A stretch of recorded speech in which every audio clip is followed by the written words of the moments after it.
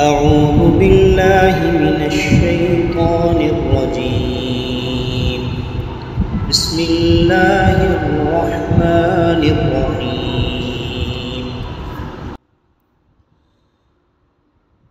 الرحمن علم القرآن خلق الإنسان علمه البيان. الشمس والقمر بحسبان والنجم والشجر يسجدان. والسماء رفعها ووضع الميزان ألا تطغوا في الميزان وأقيموا الوزن بالقسط ولا تخسروا الميزان. والأرض وضعها للأنام فيها فاكهة والنخل ذات الأكمام والحب ذو العصف والريحان. فبأي آلاء ربكما تكذبان؟ خلق الإنسان من صلصال كالفخار وخلق الجان من مارج من نار. فبأي آلاء ربكما تكذبان؟ رب المشرقين ورب المغربين فبأي آلاء ربكما تكذبان؟ مرج البحرين يلتقيان بينهما برزخ لا يبغيان. فبأي آلاء ربكما تكذبان؟ يخرج منهما اللؤلؤ والمرجان. فبأي آلاء ربكما تكذبان؟ وله الجوار المنشآت في البحر كالأعلام. فبأي آلاء ربكما تكذبان؟ كل من عليها فان ويبقى وجه ربك ذو الجلال والإكرام. فبأي آلاء ربكما تكذبان؟ يسأله من في السماوات والأرض كل يوم هو في شأن. فبأي آلاء ربكما تكذبان؟ سنفرغ لكم أيها الثقلان. فبأي آلاء ربكما تكذبان؟ يا معشر الجن والإنس إن استطعتم أن تنفذوا من أقطار السماوات والأرض فانفذوا لا تنفذون إلا بسلطان. فبأي آلاء ربكما تكذبان؟ يرسل عليكما شواظ من نار ونحاس فلا تنتصران. فبأي آلاء ربكما تكذبان؟ فإذا انشقت السماء فكانت وردة كالدهان.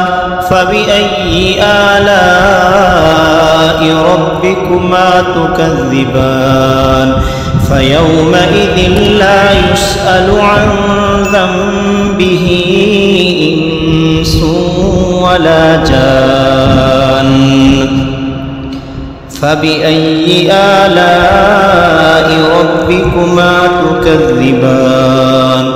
يعرف المجرمون بسيماهم فيؤخذ بالنواصي والأقدام فبأي آلاء ربكما تكذبان هذه جهنم التي يكذب بها المجرمون يطوفون بينها وبين حميم آن فبأي آلاء ربكما تكذبان ولمن خاف مقام ربه